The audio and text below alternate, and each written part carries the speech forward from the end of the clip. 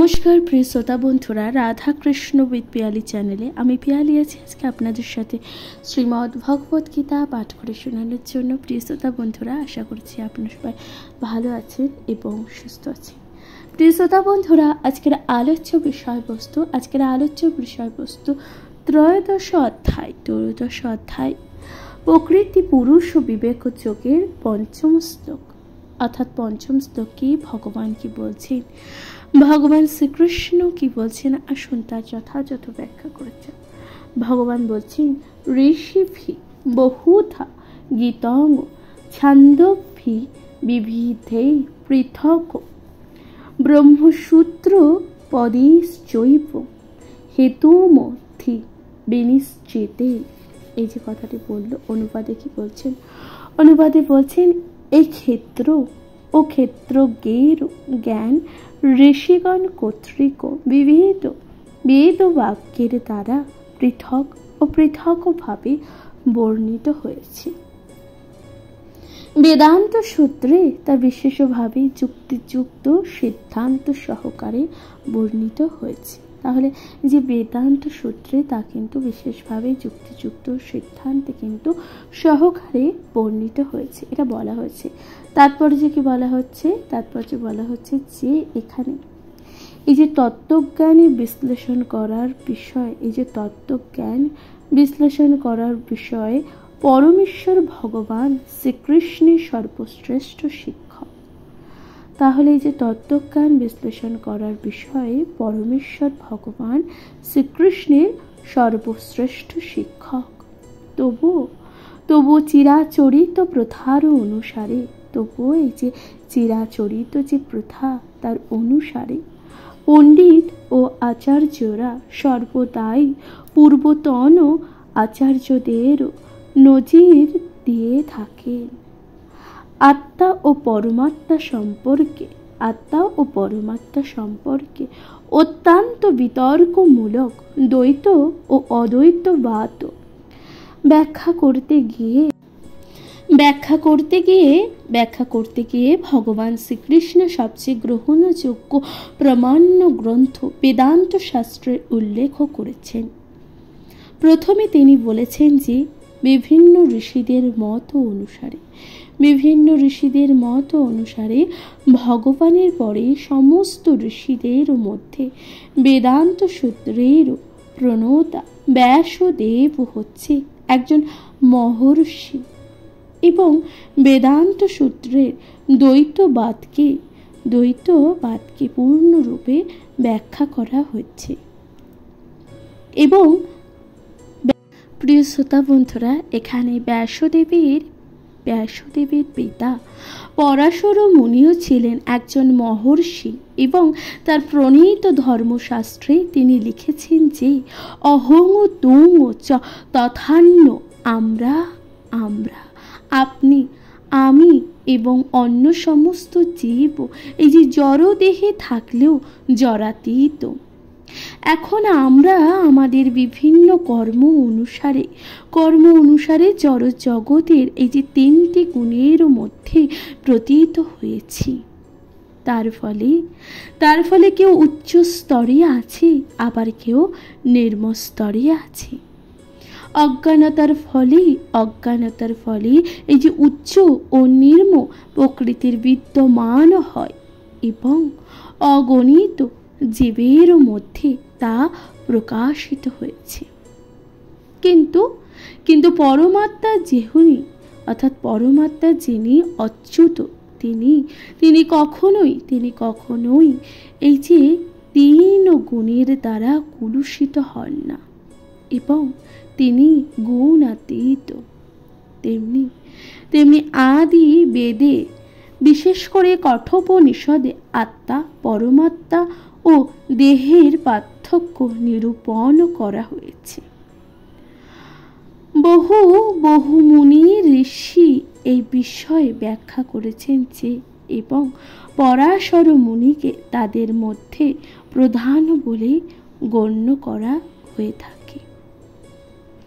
ছান্দোভি শব্দটির দ্বারা বিভিন্ন বৈদিক শাস্ত্রাদির উল্লেখ করা হয়েছে।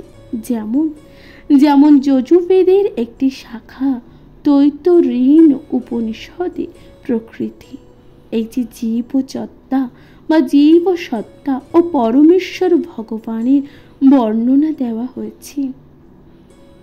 আগে বলা হয়েছে যে ক্ষেত্র বলতে বোঝায় কর্মের ক্ষেত্র, এবং সেখানে দুই ধরনের ক্ষেত্রজ্ঞ আছে, স্বতন্ত্র অর্থাৎ স্বতন্ত্র জীবাত্মা ও পরমাত্মা।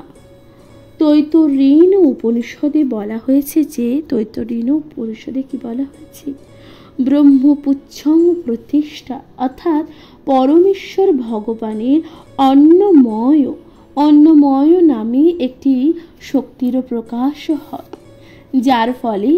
যার ফলে জীব তার জীবন ধারণের জন্য অন্যের ওপর নির্ভর করে। এটি পরমেশ্বর সম্বন্ধে একটি জড় উপলব্ধি। তারপর প্রাণময় অর্থাৎ অন্যের মধ্যে পরমেশ্বরকে উপলব্ধি করার পর প্রাণের লক্ষণের মধ্যে তাকে উপলব্ধি করা। প্রাণের লক্ষণের ঊর্ধ্বে জ্ঞানময় উপলব্ধি বিস্তৃত হয়, চিন্তা, অনুভূতি ও ইচ্ছা পর্যন্ত। তারপর ব্রহ্মোপলব্ধিতে বলা হয় যে বিজ্ঞানময়, যার ফলে জীবের মন ও প্রাণের লক্ষণগুলি থেকে জীবকে স্বতন্ত্র বলে উপলব্ধি করা যায়। তারপরে এই যে পরম স্তব হচ্ছে আনন্দময়, অর্থাৎ সর্ব আনন্দময় প্রকৃতির উপলব্ধি। এভাবে ব্রহ্মোপলব্ধির 5টি স্তর আছে। তাহলে এইভাবে এই যে ব্রহ্মোপলব্ধির 5টি স্তর আছে, যাকে বলা হয় ব্রহ্মপুচ্ছম। এর মধ্যে প্রথম তিনটি অন্নময়, প্রাণময় ও জ্ঞানময় জীবের কর্মক্ষেত্রের সঙ্গে সংশ্লিষ্ট। এই সমস্ত কর্মক্ষেত্রের ঊর্ধ্বে পরমেশ্বর ভগবান, যাকে বলা হয় আনন্দময়। তাহলে এই যে সকল কর্মের মধ্যে তাহলেই সংশ্লিষ্ট, তারপর সকল কর্মক্ষেত্রের মধ্যে ঊর্ধ্বে কে? পরমেশ্বর ভগবান, যাকে বলা হয় আনন্দময়। বেদান্ত সূত্রে পরমেশ্বর ভগবানকে আনন্দময় অভ্যাসং বলে বর্ণনা করেছে। পরমেশ্বর ভগবান স্বভাবত আনন্দময়। তার সেই দিব্য আনন্দ উপভোগ করার জন্য তিনি বিজ্ঞানময়, প্রাণময়, জ্ঞানময় ও অন্নময় রূপে প্রকাশিত হন। কর্ম করবারও এই ক্ষেত্রে জীবকে ভোক্তা বলে মনে করা হয়, এবং এই যে আনন্দময় তার থেকে ভিন্ন।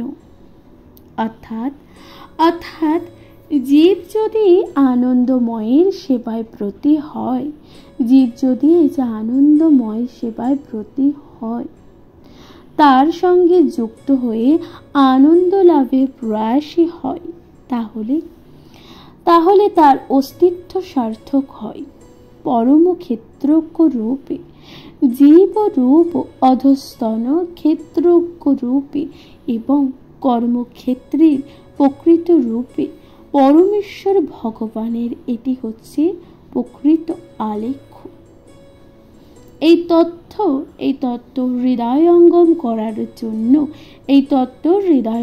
করার জন্য বেদান্ত সূত্র বা ব্রহ্মসূত্রের অভ্যন্তরে প্রবেশ করা হয়। এখানে উল্লেখ করা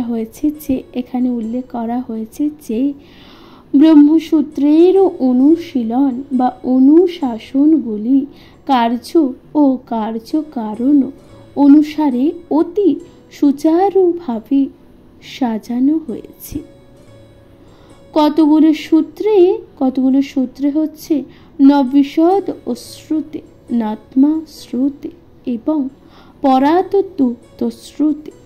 প্রথম সূত্রটি কর্মক্ষেত্রে বলা হয়েছে যে এবং দ্বিতীয়টিতে জীব ও সত্তারও কথা বলা হয়েছে এবং তৃতীয়টিতে বিবিধ সত্তার বিবিধ প্রকার প্রকাশের আশ্রয়স্বরূপ পরমেশ্বর ভগবানের কথা উল্লেখ করা হয়েছে। প্রিয় শ্রোতা বন্ধুরা, তাহলে ভগবান কত সুন্দরভাবে বলেছেন এই যে পঞ্চম শ্লোকে। প্রিয় শ্রোতা বন্ধুরা, তাহলে এখানে সমাপ্ত হচ্ছে পঞ্চম শ্লোক। আশা করছি তা আপনাদের ভালো লাগছে। এর পরবর্তী শ্লোক অর্থাৎ ষষ্ঠ ও সপ্তম শ্লোকে ভগবান শ্রীকৃষ্ণ কি বলছেন, আসুন তার যথাযথ ব্যাখ্যা করা যাক। শুনতে থাকবেন শ্রীমদ্ ভগবত গীতা পাঠ।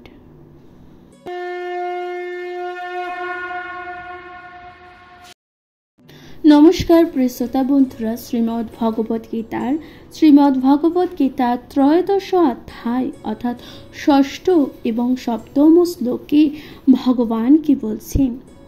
ভগবান বলছেন যে মহাভূতন্য অহংকার বুদ্ধির বক্তমেব চ ইন্দ্রিয়াণি দশৈকং চ পঞ্চচেন্দ্রিয় গোচরা ইচ্ছা দেশা সুখ দুঃখং সংঘাতশ্চেতনা ধৃতি এতৎ ক্ষেত্রং সমাসেন সাবিকারমু দাহুরথম। এই যে শ্লোকটি ভগবান বললেন, এই শ্লোকের অনুবাদে ভগবান কি বলছেন? ভগবান বলছেন এই যে পঞ্চ মহাভূত অহংকার বুদ্ধি অব্যক্ত দশ ইন্দ্রিয় ও মন, ইন্দ্রিয়ের এই যে পাঁচটি বিষয় ইচ্ছা দেশ সুখ দুঃখ সংঘাত অর্থাৎ পঞ্চ মহাভূতের পরিণাম দেহ চেতনা ও ধৃতি, এই সমস্ত বিকারযুক্ত ক্ষেত্রে সংক্ষেপে বর্ণিত হলো। এই সমস্ত যে ক্ষেত্র, এই যে পঞ্চ মহাভূতের এই যে পরিণাম রূপে দেহ চেতনা ও ধৃতি, এই সমস্ত যে বিকারযুক্ত ক্ষেত্র সংক্ষেপে বর্ণিত হলো। তাৎপর্য ভগবান কি বলছেন? তাৎপর্য এখানে ভগবান বলছেন মহর্ষিদের প্রামাণ্য বাক্য বৈদিক ছন্দ ও দেহান্ত সূত্র থেকে এই যে জগতের মৌলিক উপাদানগুলি জানতে পারা যায়। প্রথম মৃত্তিকা জল অগ্নি বায়ু ও আকাশ। তাহলে এই যে জড় উপাদান, এই যে মৌলিক উপাদানগুলো যে জানতে পারা যায়, এগুলো কি কি? মৃত্তিকা জল অগ্নি বায়ু ও আকাশ। এদেরকে যে বলা হয় একত্রে কি? পঞ্চ মহাভূত। তারপর আছে অহংকার বুদ্ধি ও প্রধান অব্যয় অবস্থা প্রকৃতির তিনটি গুণ। তারপরে এই যে তারপরে আছে পাঁচটি জ্ঞানেন্দ্রিয়। তারপরে এই যে পাঁচটি আমাদের জ্ঞানেন্দ্রিয় কি কি? তা হচ্ছে চক্ষু কর্ণ নাসিকা জিহ্বা ও ত্বক। তারপর আছে পাঁচটি কর্মেন্দ্রিয়, অর্থাৎ এই যে পাঁচটি কর্মেন্দ্রিয় তাহলে কি কি? বাক ও পানি পাদ পায়ু ও উপস্থ। তারপর ইন্দ্রিয়ের ঊর্ধ্বে আছে মন, যাকে অতীন্দ্রিয় বলা যেতে পারে।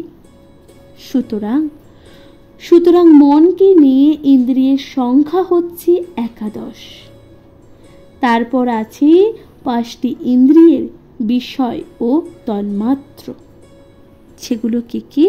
রূপ ও রস ও গন্ধ শব্দ ও স্পর্শ। এই যে 24টি তত্ত্বকে সমষ্টিগতভাবে বলা হয় কর্মক্ষেত্র। প্রিয় শ্রোতা বন্ধুরা, তাহলে যে কর্মক্ষেত্র কাকে কাকে বলা হয় আশা করছি আপনারা বুঝতে পারছেন। এরপর ভগবান বলছেন কেউ যদি এই 24টি বিষয় বিশদ বিশ্লেষণ করেন তাহলে তিনি এই যে কর্মক্ষেত্র সম্বন্ধে খুব ভালোভাবে বুঝতে পারবেন। তারপর আছে ইচ্ছা দেশ সুখ ও দুঃখ, যা হচ্ছে স্থূল দেহের অন্তর্গত পঞ্চমহাভূতের পারস্পরিক ক্রিয়া বা অভিব্যক্তি। জীবনের লক্ষণ ও চেতনা ও ধৃতি হচ্ছে মন। এই যে আমাদের জীবনের লক্ষ্য কি? চেতনা, ধৃতি ও মন। বুদ্ধি ও অহংকার দ্বারা গঠিত সূক্ষ্ম দেহের প্রকাশ। এই যে সূক্ষ্ম উপাদানগুলোকে কর্মক্ষেত্রের অন্তর্গত। প্রিয় শ্রোতা বন্ধুরা, তাহলে এই যে সূক্ষ্ম উপাদানগুলো, তাহলে তা আমাদের এইগুলো কিন্তু কর্মক্ষেত্রেরই উপাদান। পঞ্চমহাভূতগুলি হচ্ছে অহংকারের স্থূল অভিব্যক্তি। সেগুলো আবার অহংকারের প্রাথমিক পর্যায়ে তামস্য বুদ্ধি অর্থাৎ অজ্ঞানতার জড় ও জাগতিক অভিব্যক্তি রূপে পরিগণিত বুদ্ধি। এটি আবার জড় প্রকৃতির ত্রিগুণের অব্যক্ত স্তর রূপে অভিব্যক্ত হয়। জড় প্রকৃতির অব্যক্ত তিনটি গুণকে বলা হয় প্রধান। তাহলে এই যে জড় প্রকৃতির অব্যক্ত তিনটি গুণকে কি বলা হয়? প্রধান। যদি কেউ এই 24টি তত্ত্ব সম্বন্ধে এবং তাদের পারস্পরিক ক্রিয়া সম্বন্ধে আরো বিশদভাবে জানতে চান, অর্থাৎ যদি কোনো মানুষ এই যে 24টি বিষয় বা তাদের যে পারস্পরিক ক্রিয়া সম্বন্ধে আরো বিশদভাবে যদি তারা জানতে চান, তাহলে বিশেষভাবে সাংখ্য দর্শন অধ্যয়ন করা কর্তব্য। ভগবদ গীতাতে কেবল সারাংশ দেওয়া হয়েছে। ভগবদ গীতাতে তাহলে সারাংশ দেওয়া হয়েছে। দেহে এই সব কয়েকটি উপাদান অভিব্যক্তি এবং এই দেহের পরিবর্তনও হয়। দেহের এই পরিবর্তন 6 রকমের, অর্থাৎ আমাদের যে দেহের যে পরিবর্তনগুলি তা কয় রকমের? 6 রকমের। দেহের জন্ম হয়, বৃদ্ধি হয়, স্থিতি হয়, বংশবৃদ্ধি হয়, তারপর আবার ধীরে ধীরে ক্ষয় হয় এবং অবশেষে তা বিনাশপ্রাপ্ত হয়। প্রিয় শ্রোতা বন্ধুরা, তাহলে এই যে আমাদের দেহ 6 রকমের পরিবর্তন হয়। তাহলে কি? দেখুন, দেহের কিন্তু জন্ম হয়, অর্থাৎ কোনো শিশু জন্ম লাভ করে, তারপর ক্রমশ সে কিন্তু বৃদ্ধি লাভ হয়। শৈশব থেকে কৈশোর, বার্ধক্য এবং তথা যৌবন তথা বার্ধক্য ধীরে ধীরে কিন্তু বিনাশপ্রাপ্ত হয়। তাই ক্ষেত্র অস্থায়ী, এই যে জড় বস্তু, তবে ক্ষেত্রের মালিকই ক্ষেত্রজ্ঞ সম্পূর্ণ ভিন্ন। শ্রোতা বন্ধুরা, তাই ভগবান বলছেন এই যে ক্ষেত্র কিন্তু আমাদের এখানে অস্থায়ী এবং জড় বস্তু, কিন্তু এই যে ক্ষেত্রের মালিক সে কিন্তু সম্পূর্ণ ভিন্ন, ক্ষেত্রজ্ঞ। প্রিয় শ্রোতা বন্ধুরা, তাহলে এখানেই সমাপ্ত হচ্ছে 6ষ্ঠ ও 7ম শ্লোক। আশা করছি তা আপনাদের ভালো লাগছে। শ্রীমদ্ ভগবত গীতা পাঠ আপনারা কে কোথা থেকে শুনছেন অবশ্যই আপনাদের গুরুত্বপূর্ণ মতামত দিয়ে জানাতে ভুলে যাবেন না। এর পরবর্তী শ্লোক অর্থাৎ 8ম থেকে 12শ শ্লোক একত্রে। এর পরবর্তী শ্লোকে আপনাদের সাথে ভগবান শ্রীকৃষ্ণ কি ব্যাখ্যা করেছেন তার যথাযথ ব্যাখ্যা করে শোনাতে চলেছি। প্রিয় শ্রোতা বন্ধুরা, অনুগ্রহ করে সবাই শুনতে থাকবেন এবং শ্রীমদ্ ভগবত গীতা অবশ্যই শুনবেন। গুরুত্বপূর্ণ মতামত দিয়ে অবশ্যই জানাবেন। শুনতে থাকুন শ্রীমদ্ ভগবত গীতা পাঠ।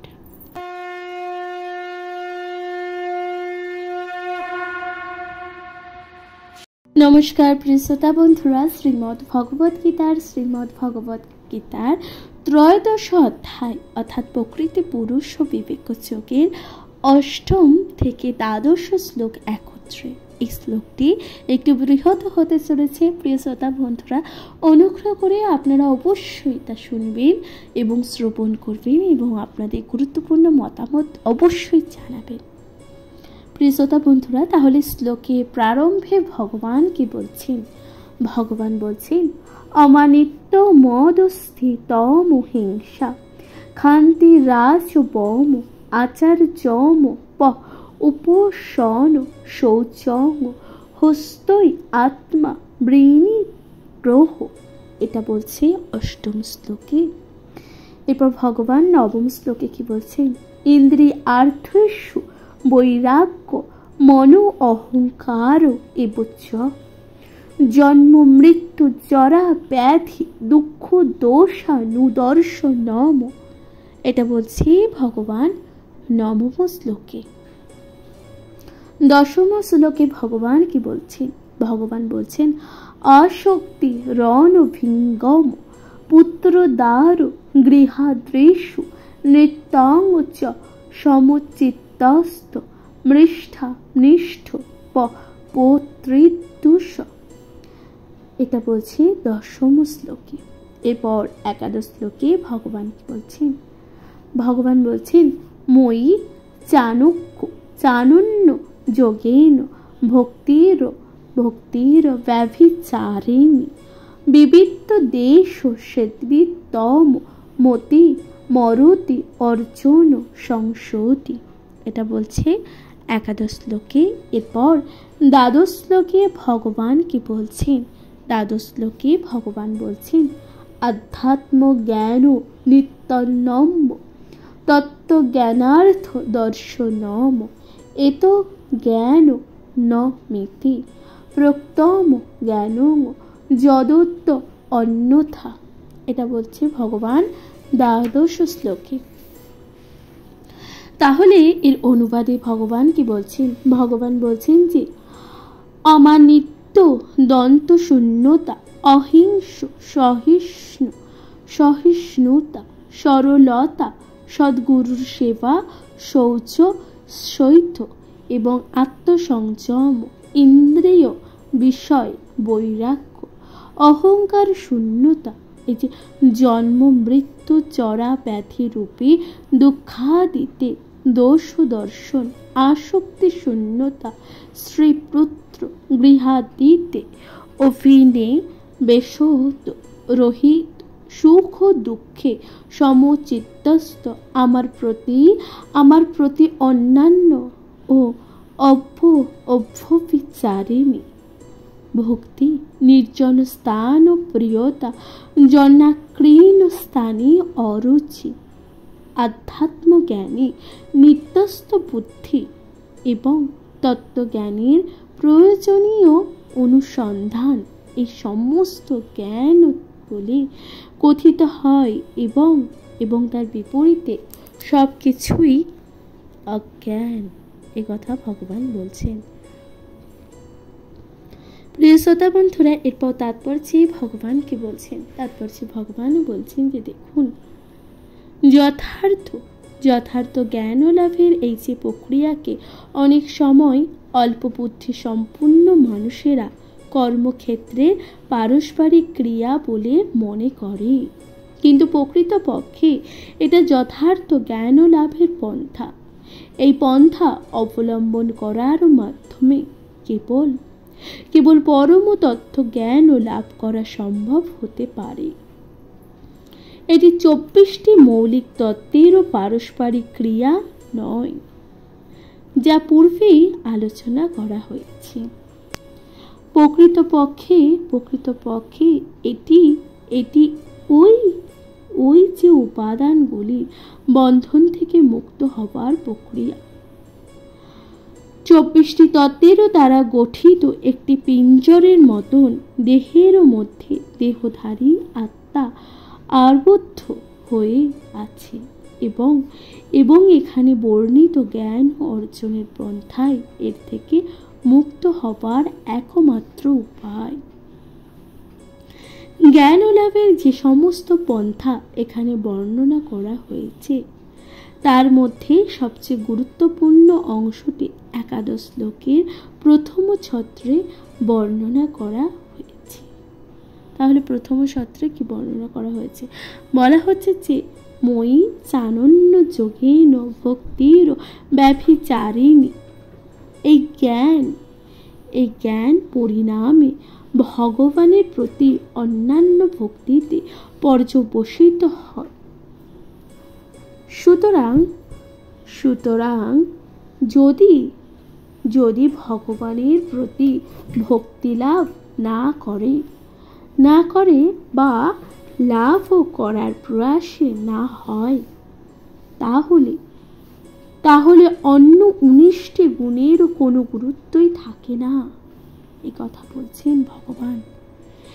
ভগবান কি বলছেন দেখুন, কিন্তু সম্পূর্ণভাবে কৃষ্ণ ভাবনাময় হয়ে ভক্তিযোগের পন্থা অবলম্বন করলে অন্য 19টি গুণ স্বাভাবিকভাবে বিকশিত হয়। তাই শ্রীমদ্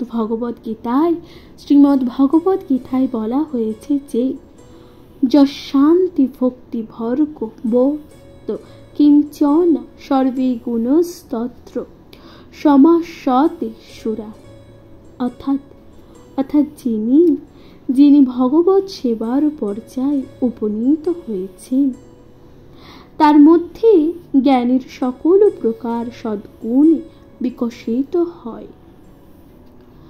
সদ্গুরুর আনুগত্য স্বীকার করে তার সেবা করার যে নির্দেশ 8ম শ্লোকে দেওয়া হয়েছে সেটি অপরিহার্য।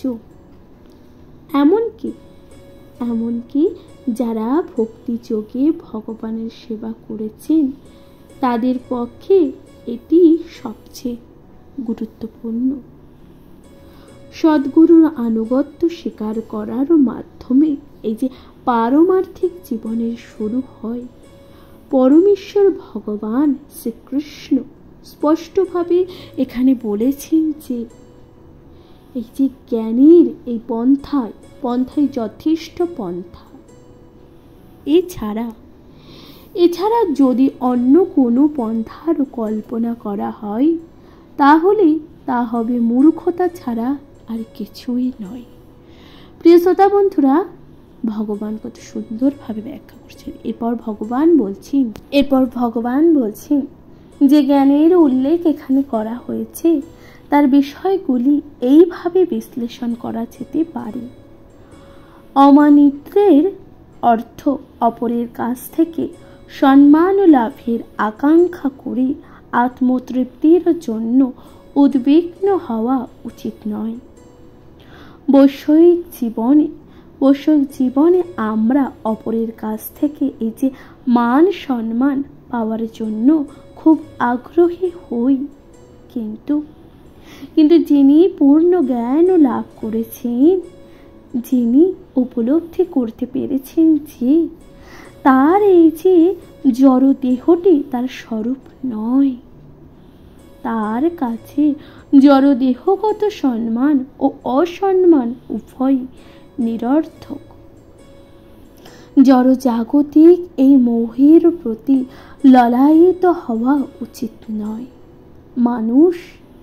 মানুষ তার ধর্মের মাধ্যমে খ্যাতি অর্জন করতে অত্যন্ত আগ্রহী হয় এবং পরিণামে অনেক সময় দেখা যায় যে ধর্মের উদ্দেশ্য সম্বন্ধে অবগত না হয়ে সে এমন কোনো দলযুক্ত হয়ে পড়ে যারা যথাযথভাবে ধর্মের নীতিগুলিকে অনুসরণ করে না, এবং তারপর সে নিজেকে ধর্মের কর্ণধারে বলে প্রহার করতে থাকে।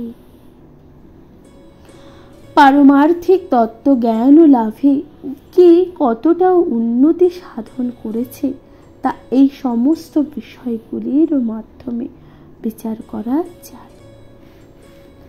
অহিংসা কথাটির সারমর্ম অর্থ হত্যা না করা বা দেহ নষ্ট না করা, এটা অহিংস কথাটির সারমর্ম। কিন্তু প্রকৃতপক্ষে অহিংসার অর্থ অপরকে ক্লেশ না করা বা ক্লেশ না দেওয়া। অজ্ঞানতার প্রভাবে সাধারণ মানুষ এই যে জড়জাগতিক জীবনে আবদ্ধ হয়ে পড়েছে এবং তাই তারা নিরন্তর সংসারের দুঃখ ভোগ করছে।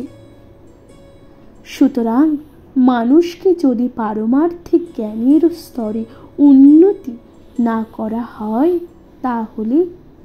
তাহলে হিংসার আচরণ করা হয়। সাধারণ মানুষকে যথাসাধ্য তত্ত্বজ্ঞান দান করতে হবে, যার ফলে তারা এই যে দিব্য জ্ঞান লাভ করে সেই জড় জগতের বন্ধন থেকে মুক্ত হতে পারে। সেটি অহিংসা। ক্ষান্তি বা সহিষ্ণুতার অর্থ অপরের কাছ থেকে অসম্মান অথবা অপমান সহ্য করার ক্ষমতা। কেউ যখন পারমার্থিক উন্নতি সাধনের ব্রতী হন তখন অনেকেই তাকে নানাভাবে অপমান বা অসম্মান করে থাকে। সেটি স্বাভাবিক, কারণ এই যে জড়জগতের ধারণায় এমনই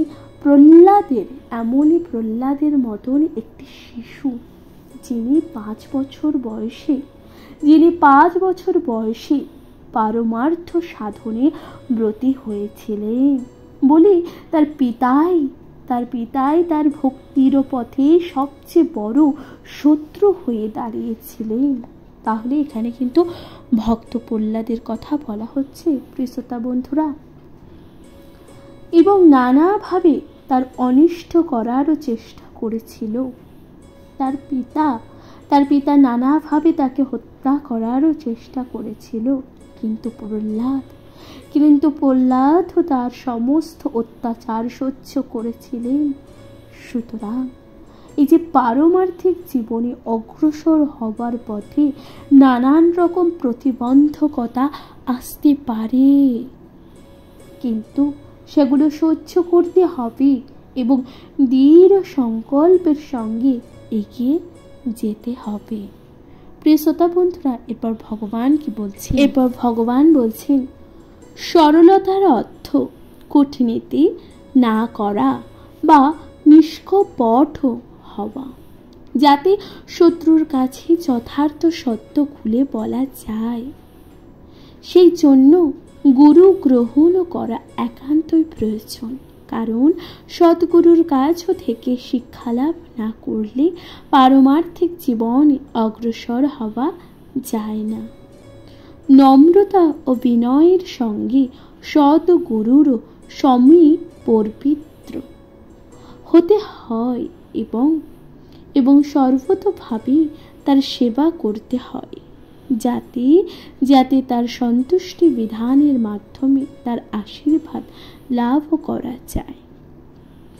যেহেতু সদ্গুরু শ্রীকৃষ্ণের প্রতিনিধি, তাই তিনি তার শিষ্যকে কৃপা করলে তার শিষ্য সমস্ত শাস্ত্র বিবিধ অনুশীলন না করেই তৎক্ষণাৎ প্রভূত উন্নতি লাভ করতে পারেন, কিংবা যিনি নিষ্কপটে শ্রী গুরুদেবের সেবা করেছেন, পারমার্থিক বিধিনিষেধগুলি তার কাছে অত্যন্ত সরল হয়ে যাবে। এই যে পারমার্থিক জীবনে উন্নতি লাভের জন্য শৌচ অত্যন্ত প্রয়োজন। এখানে শৌচ 2 রকমের, বাহ্যিক ও আন্তরিক। বাহ্যিক শুচিতা হচ্ছে স্নান করা, কিন্তু অন্তরের শুচিতা হচ্ছে সর্বদা শ্রীকৃষ্ণকে চিন্তা করতে হবে এবং হরে কৃষ্ণ কৃষ্ণ কৃষ্ণ হরে হরে, হরে রাম রাম রাম হরে হরে, এই যে মহামন্ত্র কীর্তন করতে হবে। এই প্রক্রিয়া পূর্বকৃত কর্মের ফলে সঞ্চিত চিত্তের সমস্ত আবর্জনা পরিষ্কার করে দেয়। স্তর্য গুণটির অর্থ পারমার্থিক জীবনের উন্নতি সাধনের দৃঢ় সংকল্প হওয়া। এই ধরনের দৃঢ় সংকল্প ছাড়া যথার্থ উন্নতি সাধন করা সম্ভব নয়। আত্মবিনিগ্রহ অর্থে পারমার্থিক উন্নতির পথে ক্ষতিকর কোনো কিছু গ্রহণ না করা। পারমার্থিক উন্নতি সাধনের বিরোধী সবকিছুই বর্জন করার অভ্যাস রপ্ত করা উচিত। সেটি যথার্থ বৈরাগ্য। ইন্দ্রিয়গুলো এতই প্রবল যে তারা সর্বদাই ইন্দ্রিয় সুখ ভোগের আকাঙ্ক্ষা করে এবং ইন্দ্রিয়ের এই সমস্ত দাবিগুলোই বরদাস্ত করা উচিত নয়, কারণ সেগুলি অনাবশ্যক। ইন্দ্রিয়গুলিকে কেবল ততটুকুই সুখ দেওয়া উচিত যাতে এই যে পারমার্থিক জীবনে উন্নতি সাধনের উদ্দেশ্যে কর্তব্যগুলো পালন করার জন্য শরীর সুস্থ ও সবল থাকে। সবচেয়ে গুরুত্বপূর্ণ ও দুর্দমনীয় ইন্দ্রিয় হচ্ছে জিহ্বা। তাহলে আমাদের জীবনে আমাদের সবচেয়ে গুরুত্বপূর্ণ ইন্দ্রিয়কে নিজের জিহ্বা। কেউ যদি জিহ্বাকে জয় করতে পারে তাহলে অন্য ইন্দ্রিয়গুলোকে জয় করার পূর্ণ সম্ভাবনাই তার থাকে। জিহ্বার কাজ হচ্ছে কি? স্বাদ গ্রহণ করা এবং স্পন্দন করা। তাই তাকে দমন করবার জন্য বিধি হচ্ছে সর্বদাই কৃষ্ণ প্রসাদ গ্রহণ করা এবং হরে কৃষ্ণ মহামন্ত্র কীর্তন করা।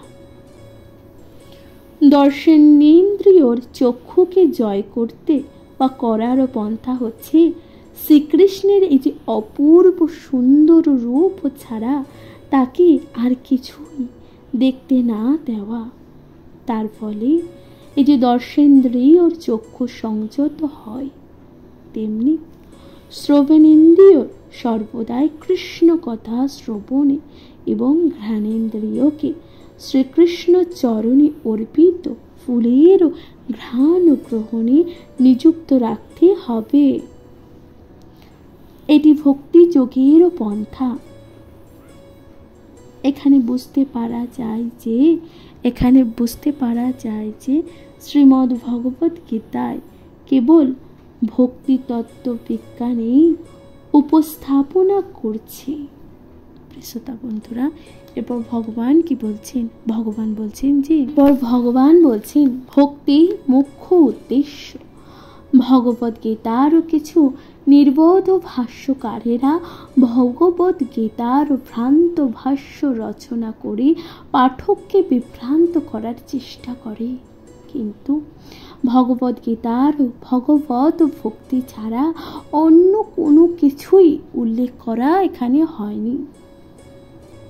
অহংকারের অর্থ জড়দেহকে নিজের স্বরূপে বলে মনে করা।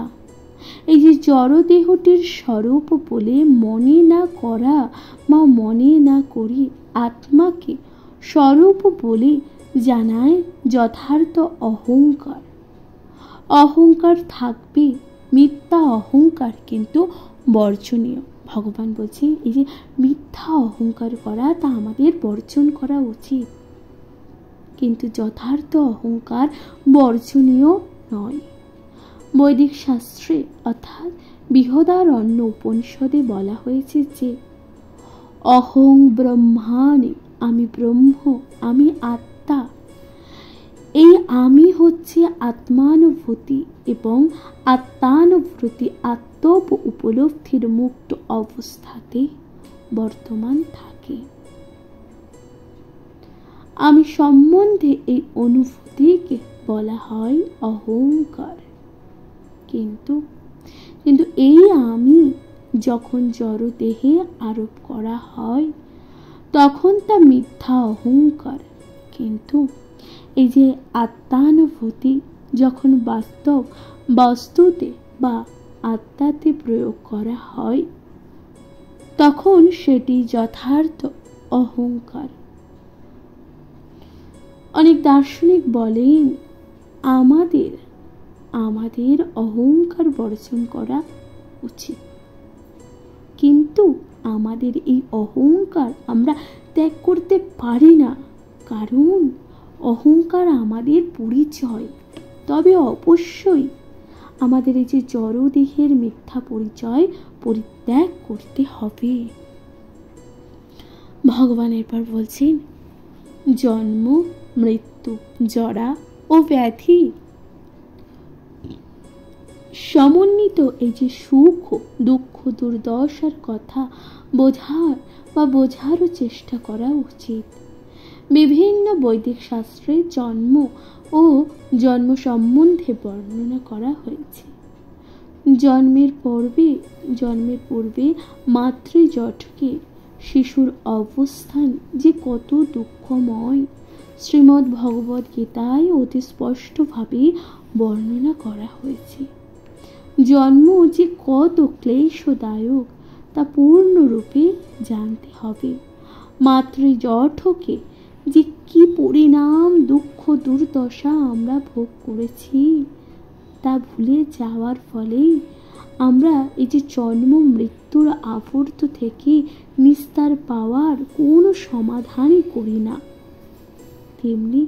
তেমনি মৃত্যুর সময়ও নানান রকম যন্ত্রণা ভোগ করতে হয় এবং এটা প্রমাণিক শাস্ত্রাদিতে আরো বর্ণনা করা আছে, সেগুলো আলোচনা করা উচিত। আর এই যে জরা ব্যাধির যন্ত্রণাদায়ক অবস্থা সম্বন্ধে প্রতিটি জীবের প্রত্যক্ষ অভিজ্ঞতা আছে। কেউ ব্যাধিগ্রস্ত হতে চায় না এবং কেউ জরাগ্রস্ত হতে চায় না, কিন্তু তবুও এগুলির হাত থেকে নিস্তার নেই। এই যে জন্ম মৃত্যু জরা ও ব্যাধিগ্রস্ত জড়জীবন যে দুঃখময় তা বুঝতে না পারলে পারমার্থিক উন্নতি সাধনের প্রেরণা পাওয়া যায় না। ভগবান কত সুন্দরভাবে বলেছেন। ভগবান বলছেন এরপর, স্ত্রী পুত্র গৃহের প্রতি অনাসক্ত হওয়ার অর্থ এই নয় যে তাদের প্রতি কোনো অনুভূতি থাকবে না, তারা অবশ্যই স্নেহের বিষয়, কিন্তু তারা যদি পারমার্থিক উন্নতি সাধনের অনুকূল না হয় তাহলে তাদের প্রতি আসক্তি হওয়া উচিত নয়। গৃহকে আনন্দময় করে তোলবার শ্রেষ্ঠ উপায় কৃষ্ণ ভাবনাময় অনুশীলন। কেউ যদি পূর্ণরূপে কৃষ্ণ ভাবনাময় হন তাহলে তিনি অনায়াসে তার গৃহকে অতি মনোরম ও সুখের আলোয় পরিণত করতে পারেন, কারণ কৃষ্ণ ভক্তির এই পন্থা অতি সরল।